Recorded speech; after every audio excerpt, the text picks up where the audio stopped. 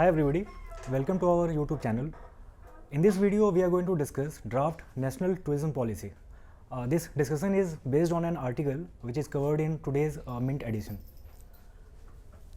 So ये रही आपके स्क्रीन पे आज की आर्टिकल, आप फर्दर न्यूज़पेपर में रेफर कर सकते हो इसको. हम इसके की कंपोनेंट्स और जितने भी सैलिएंट फीचर्स हैं इसके, हम उसको वन बाय वन करके डिस्कस करेंगे. लेकिन आज के आर्टिकल के कंटेंट को डिस्कस करने के पहले मैं थोड़ा आपको एक टूरिज़्म इंडस्ट्री का ब्रीफ ओवरव्यू दे दूँ. हमारी हिस्ट्री वैसे तो बहुत पुरानी है टूरिज़्म की, लेकिन हम थोड़ा रिसेंट पास्ट का कंटेंट उठाते हैं. द फर्स्ट ऑर्गेनाइज्ड अटैम्प्ट जिसमें कि टूरिज़्म इंडस्ट्री को लेके बहुत सारी चीज़ें की गई थी, that was sir John sergeant committee. ये कमेटी फॉर्म हुई थी 1945 में. हम ये बोल सकते हैं कि ये इंडिपेंडेंस के पहले ये चीज़ हुई है, और यहाँ से फिर टूरिज़्म इंडस्ट्री की डेवलपमेंट ऑर्गेनाइज्ड वे में स्टार्ट हुई है. फर्दर इंडिपेंडेंस के बाद एक ऑर्गेनाइजेशन बनाई गई जिसका नाम है ITDC. The full form is Indian tourism development corporation. इसकी फॉर्मेशन हुई थी 1966 में, और यहाँ से इंडियन गवर्नमेंट ने एक ऑर्गेनाइज्ड वे में एफर्ट्स डालने शुरू किए ताकि टूरिज़्म इंडस्ट्री की ग्रोथ हो. नेक्स्ट हमारी पहली टूरिज़्म पॉलिसी, जैसे अभी आज के आर्टिकल में आप देखोगे तो ये ड्राफ्ट है नेशनल टूरिज़्म पॉलिसी का. फर्स्ट अटैम्प्ट जब कोई पॉलिसी बनाई गई हो, that was in the year 1982. And इसके 6 इम्पॉर्टेंट पिलर्स थे. जैसे एस फॉर स्वागत, सुरक्षा, सुविधा, सूचना, और ऐसे एक और था. तो कुल मिला के 6 इम्पॉर्टेंट पिलर्स थे. एंड ये हमारी पहली पॉलिसी थी which was related to tourism sector development.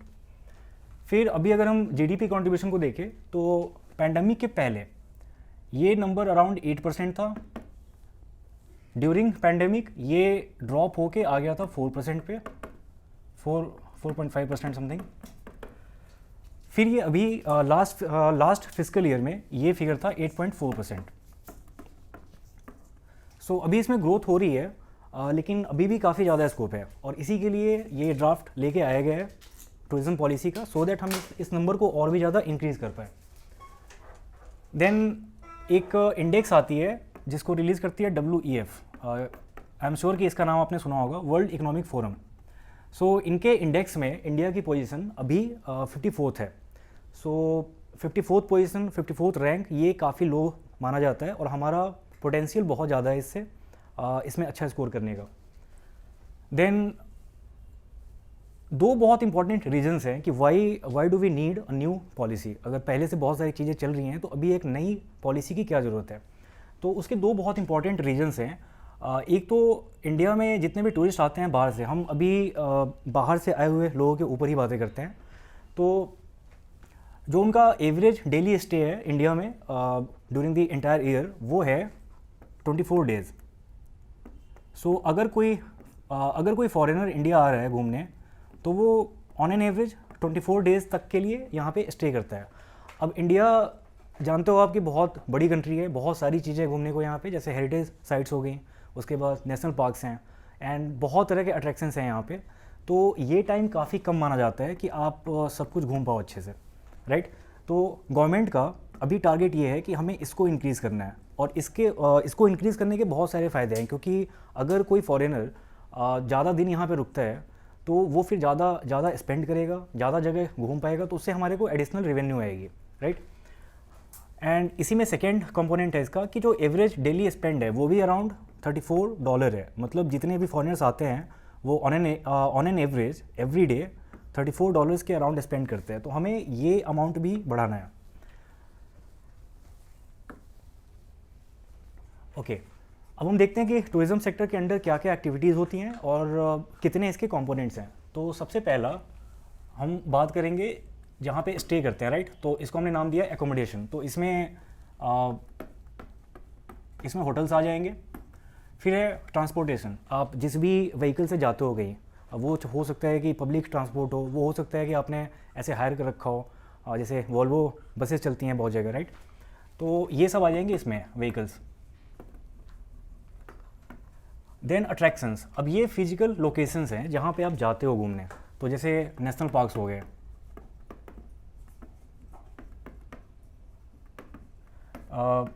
Heritage sites हो गए यूनेस्को, तो ये सारे फिजिकल लोकेशंस इसमें अट्रैक्शंस में आएंगे। फिर होती हैं ट्रैवल एजेंसीज एंड एजेंट्स, जैसे आपको टूर गाइड्स मिलते हैं और एजेंसीज होती हैं जो कि आपकी बुकिंग्स सब कुछ देखती हैं, तो वो आ गई इसमें।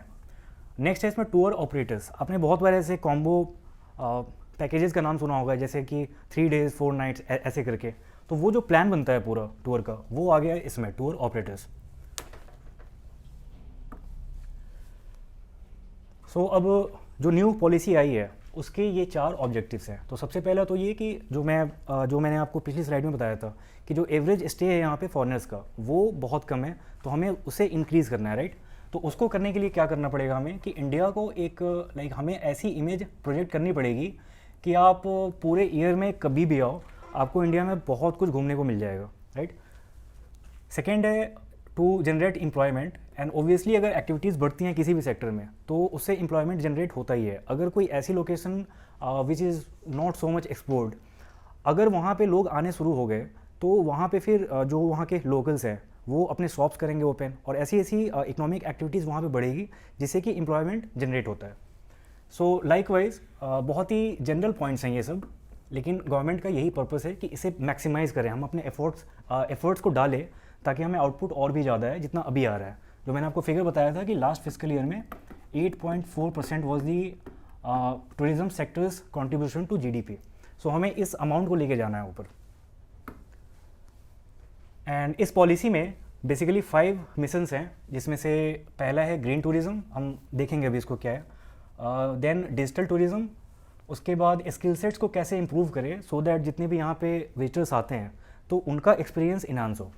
देन डेस्टिनेशन मैनेजमेंट, सो सपोज़ किसी को कहीं पे जाना है, राइट, तो जो सोर्स लोकेशन है वहाँ से लेके डेस्टिनेशन तक का, वहाँ तक पहुँचने में ज़्यादा प्रॉब्लम ना आए, तो हम कैसे एक्टिविटीज़ को अपने अलाइन कर सकते हैं सो दैट किसी को एक जगह से दूसरी जगह जाने में प्रॉब्लम ना हो, एंड एक बार वो वहाँ पे पहुँच जाए तो कस्टमाइज वे में कैसे हम सर्विसेज ऑफर कर सकते हैं। देन टूरिज़्म सेक्टर में जो MSMEs होते हैं, माइक्रो स्मॉल मीडियम एंटरप्राइजेज, तो इनको कैसे हम फिनेंशियली ऐड करें सो दैट वो इस सेक्टर में अपनी एक्टिविटीज़ को अच्छे से कर पाएँ। ये पॉलिसी 10 years तक के लिए वैलिड है, अगर गवर्नमेंट चाहे तो इसे बाद में बढ़ा भी सकती है। देन ये कुछ बहुत बेसिक सी चीज़ें हैं जो कि हमें करनी ही पड़ती हैं अगर हमें फॉरेनर्स यहाँ पे बहुत ज़्यादा नंबर्स में लेके आने हैं, तो इन सब ये सारे पैरामीटर्स पे हमें बहुत अच्छे से वर्क करना होगा सो दैट अगर कोई यहाँ इंडिया में लैंड कर रहा है तो उसे एयरपोर्ट पे बहुत ज़्यादा देर ना रुकना पड़े, जिसमें कस्टम्स वगैरह की सारी वेरिफिकेशन होती हैं ये सब, तो वहाँ पे उसको बहुत ज़्यादा टाइम ना देना पड़े। तो ये सब हमारे पिलर्स हैं जिस पे वर्क करना पड़ेगा, तभी हम टूरिज़्म सेक्टर को ग्रो करा पाएंगे। अब हम देखते हैं ग्रीन टूरिज़्म क्या है। तो एक यूनिवर्सिटी ऑफ सिडनी की रिपोर्ट थी जिसमें ये बोला गया था कि अगर हम सिर्फ टूरिज़्म सेक्टर की बात करें तो ये sector, this sector alone contributes to around 8% जो हमारे ग्रीन हाउसेस गैसेस की एमिशन होती है, तो टूरिज़्म सेक्टर का कंट्रीब्यूशन इसमें 8% है। सो अभी गवर्नमेंट ये ट्राई कर रही है कि जो टूरिज़्म की एक्टिविटीज़ होती हैं उसमें बिना इन्वायरमेंट को हार्म किए लोग कहीं भी घूम पाएँ। जैसे कोई अगर नेशनल पार्क में जा रहा है तो ऐसे प्लास्टिक की बोतलें ना फेंके, या कोई ऐसी एक्टिविटी वहाँ पे ना हो जिससे कि जो वहाँ का फॉरेस्ट कवर है वो कम होता चला जाए। तो ये सारी चीज़ें एड्रेस होंगी थ्रू ग्रीन टूरिज़्म। नेक्स्ट है इसमें डिजिटल टूरिज़्म। अब डिजिटल टूरिज़्म अलग से ऐसा कुछ नहीं है, बेसिकली आपके एक्सपीरियंस को इन्हांस करने के लिए कि आपको अगर किसी एक जगह से दूसरी जगह जाना हो तो व्हीकल्स बुक करने में आपको प्रॉब्लम ना हो, तो जितने भी डिजिटल हमारे टूल्स हैं उनके हेल्प से अगर हम टूरिज़्म सेक्टर में नई नई चीज़ें लेके आएँ तो वो सारा आ जाएगा इसके अंडर।